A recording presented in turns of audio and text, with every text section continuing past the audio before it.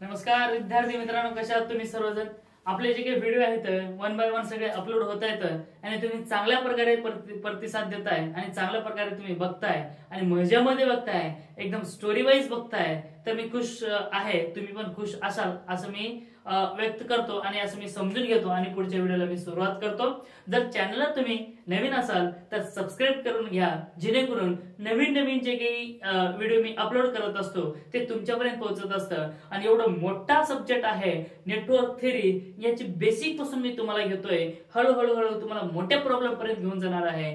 तोपर्यंत काय करा, तुम्ही निश्चित राहा. आणि तुम्ही सायन्स मध्ये शिकत असाल, 10वी 8वी 9वी 10वीला असाल, किंवा तुम्ही 11वी 12वी मध्ये शिकत असाल फिजिक्स मध्ये, किंवा पॉलिटेक्निक असेल किंवा इंजिनिअरिंग असेल, जर तुम्हाला इलेक्ट्रिसिटीचा कुठला तरी एखादा टॉपिक आला तर त्यामध्ये रेजिस्टन्स येत असतो आणि तो रेजिस्टन्स कसं काढायचं काय नाही सगळं व्यवस्थित शिकवणार आहे. आणि जे काही मागचे व्हिडिओ आहे, हे सिरीज काय असतं, पॅरलल काय असतं, हे जे काही व्हिडिओ आहेत त्यामध्ये मी सांगितलंय. जर तुम्ही ते व्हिडिओ बघितला नसेल तर जाऊन बघा, म्हणजे तुम्हाला तुमचे डाऊट्स काय ते सगळे क्लिअर होईल. खास तुमच्यासाठी घेऊन आलोय मी आज रेजिस्टन्स वरती प्रॉब्लेम कसे करायचे.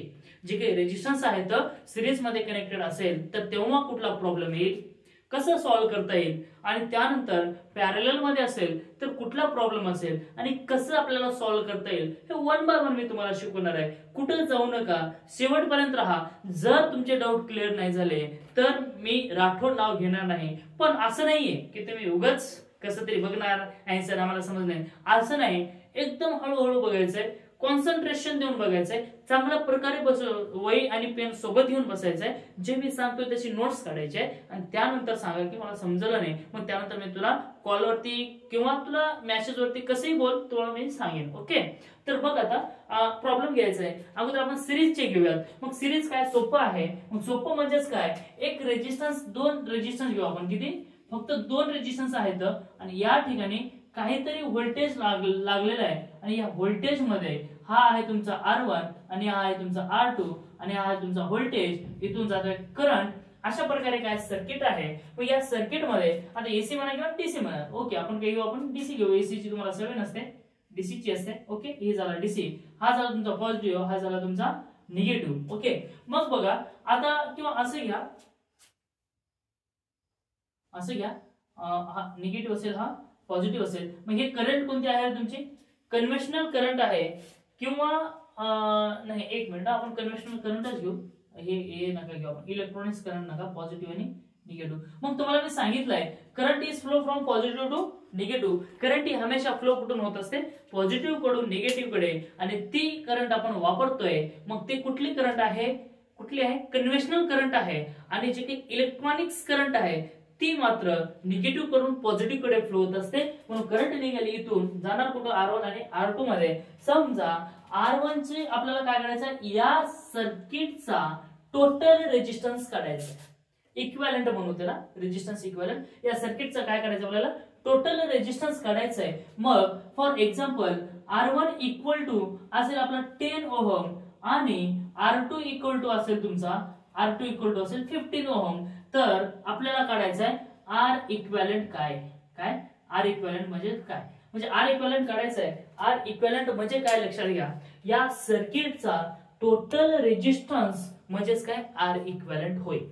काय सांगितलं मी, the resistance of this circuit, म्हणजे या सर्किटचा the total resistance of this circuit is called as R equivalent. Okay, म्हणजेच काय, या सर्किटचा टोटल जो काही रेजिस्टन्स आहे तो रेजिस्टन्स म्हणजे कुठला रेजिस्टन्स, आर इक्विव्हॅलंट रेजिस्टन्स आहे. मग ते कसं करायचं, मग बघा आता या ठिकाणी रेजिस्टन्स हे सिरीज मध्ये आहे का पॅरलल मध्ये आहे, कसं कळणार आहे तुम्हाला.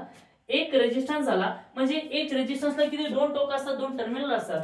हे एक टर्मिनल आहे आणि हे एक टर्मिनल आहे. मग हे एका रेजिस्टन्सचा टर्मिनल इथं जोडलेलं आहे एक कंडक्टरशी. मग दुसरा जो काही टर्मिनल आहे दुसऱ्या रेजिस्टन्सच्या पहिल्या टर्मिनल सोबत जोडलेला आहे. त्यानंतर जो काही अजून दुसरा टर्मिनल आहे तो बॅटरीच्या दुसऱ्या टर्मिनलशी जोडलेला आहे. म्हणजे लगातार, म्हणजे एका पाठोपाठ एक जे काही रेजिस्टन्स जोडलेले असतात त्याला म्हणायचं सिरीज. मग आता या ठिकाणी मी तुम्हाला सांगितलं होतं मागच्या याच्यामध्ये की जेव्हा रेजिस्टन्स हे सिरीज मध्ये असतात तेव्हा त्याची बेरीज केली जात असते. काय, इथं आहे व्होल्टेज. समजा ज्या वेळेस आपल्याला रेजिस्टन्स इक्विव्हॅलंट काढायचं आहे तर सिरीज मध्ये कनेक्शन असेल तर त्यावेळेस काय करणार आहोत आपण, त्या रेजिस्टन्सची ऍडिशन करणार, सिम्पली काय करायचे ऍडिशन. मग कसं येणार बघ, R equivalent equal to R1 plus R2. सोपं आहे की नाही रे, R1 प्लस R2.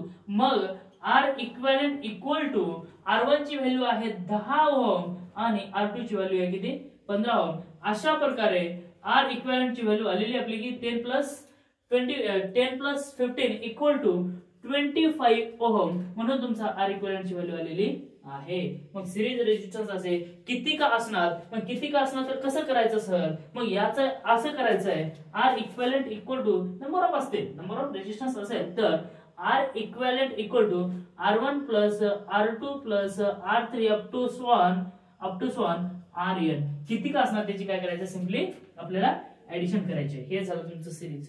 समजलं का, सिरीज मधले रेजिस्टन्स सोपं आहे, काहीच नाही, फक्त आपल्याला थोडंसं अवघड वाटते, असं आलं की थोडंसं गोंधळून जातो आपण, पण ते अवघड नाही, कसं आहे सोपं आहे. त्यानंतर नेक्स्ट बघायचं आपलं पॅरलल. मग पॅरलल मध्ये बघत असताना थोडंसं लक्षपूर्वक बघायचं आहे पॅरलल मध्ये. म्हणजे कसं आहे पॅरलल वगैरे सगळं समजून घेण्यासाठी थोडंसं लक्षपूर्वक बघा. हा आहे तुमचा रेजिस्टन्स R1 आणि हे आहे तुमचा रेजिस्टन्स R2. हे आहे R1 आणि हे आहे तुमचा R2 आणि इथं लावलेलं तुमचा पॉझिटिव्ह, इथं आहे निगेटिव्ह. ओके, असं सर्किट झालंय तुमचं तयार. इथून जाणार करंट आहे I1, इथून जाणार I आहे I1 आणि हे आहे तुमचा I2. आता या ठिकाणी आहे तुमचा व्होल्टेज टोटल, हा पॉझिटिव्ह आणि निगेटिव्ह. ओके, सर्किट झालेला आहे तुमचा तयार. मग आता इथं बघा सेम जे काही रेजिस्टन्स होता, रेजिस्टन्सची व्हॅल्यू आपण घेऊयात.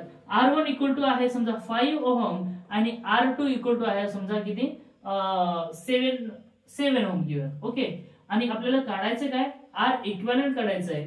मग बघा आता R इक्विव्हॅलेंट कसं काढता येईल आपल्याला, सोपं आहे, काही अवघड नाही, चिंता करायची गरज नाही. मी असताना कशाची चिंता करता तुम्ही, तर मागच्या व्हिडिओमध्ये आपण सांगितलंय, जेव्हा बेसिक घेतलंय तर तेव्हा फॉर्म्युला सांगितलंय मी, 1 इक्विव्हॅलेंट येत असतो जेव्हा पॅरलल आहे. पॅरलल म्हणजेच काय बघा, ज्या ठिकाणी 3 किंवा 3 पेक्षा जास्त टर्मिनल एकाच ठिकाणी येतात त्याला म्हणायचं पॅरलल. मग इथं बघा बरं, एक टर्मिनल आहे इकडून आलेला इथपर्यंत आणि एक आलेलं इथून आणि एक आलेलं इथं, म्हणजे 3 टर्मिनल झालं की नाही. ज्या ठिकाणी जंक्शन फाउंड होत असतो, नोड तयार होत असतो, तिथं असतो पॅरलल. सर तुम्ही सर नाहीतर असं म्हणाल तुम्ही, सर इथे एक दिसतोय ना, अरे हे असं नाहीये, ते वायर आहे. मग हे वायर तुम्ही एक तर असं कर्व घ्या किंवा असं घ्या, काही प्रॉब्लेम आहे, काही प्रॉब्लेम नाही, पण ते दिसायला थोडंसं चांगलं दिसावं म्हणून आपण कर्व मध्ये घेतलंय. मग आपण काढायचं काय, R इक्विव्हॅलेंट काढायचं आहे. R इक्विव्हॅलेंट काढण्यासाठी आपल्याला चांगलंच येत असतो, तुम्हाला फॉर्म्युला माहिती आहे. मग कसं करणार, R इक्विव्हॅलेंट जर काढायचं असेल तर जेव्हा पॅरलल मध्ये असतो तेव्हा 1 upon R equivalent equal to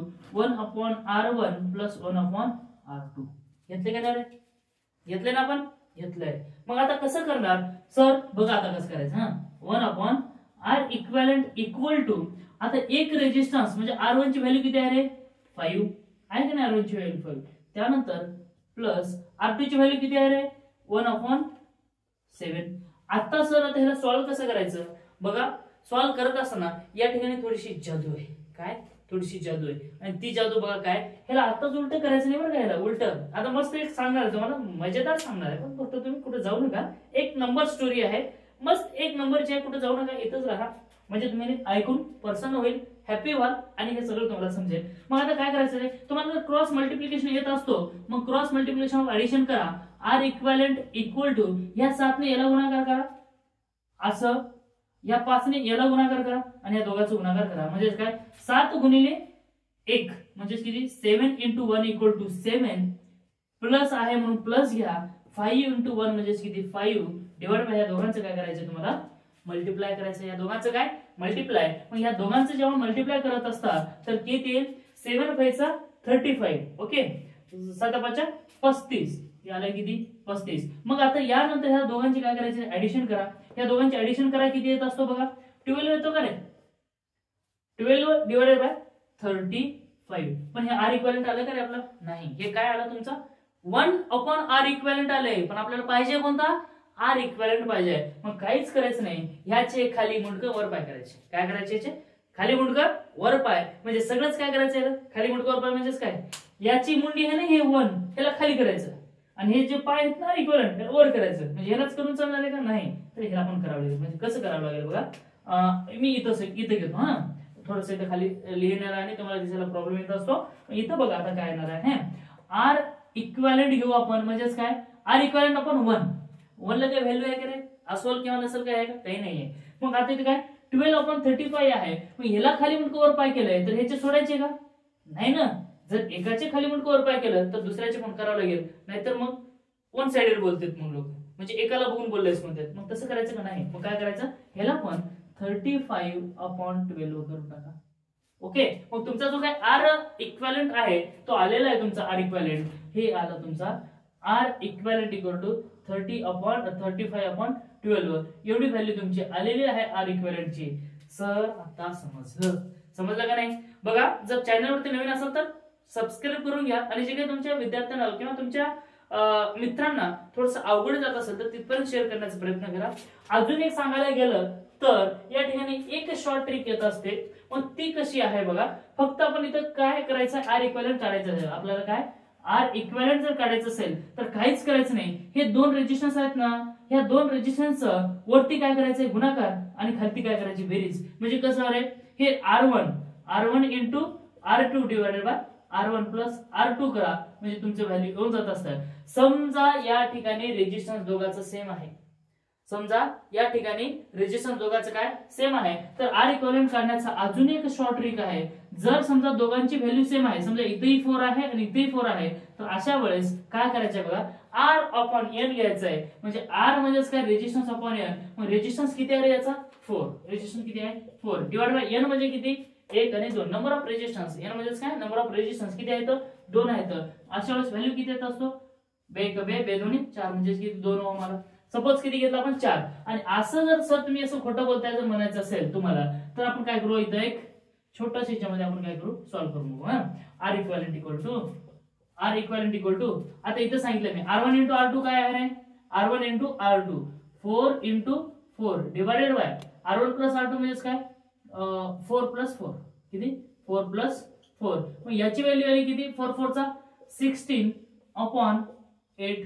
okay, मग या 8 ने 16 ला भाग जातो का रे, जातो. 8 1 चा 8 8 2 चा 16, म्हणजे इथे व्हॅल्यू आली तुमचा 8 1 8 8 2 16 म्हणजे किती 2 ओहम. आर इक्विव्हॅलेंट आला का रे तुमचा आर इक्विव्हॅलेंट.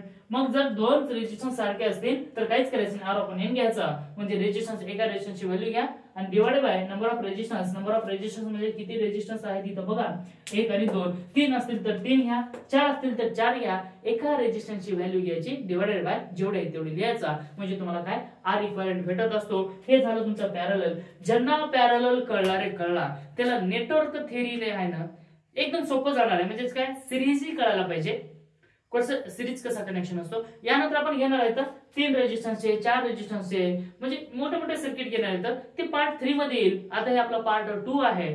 तर बघा, व्हिडिओ आवडला असेल तर लाईक करा आणि शेअर करा आणि सबस्क्राईब करायला मात्र विसरू नका, जेणेकरून तुम्हाला नवीन नवीन व्हिडिओ या एकाच चॅनलवरती भेटतील एवढी मी आशा करतो. Thank you, take care, bye bye, all the best.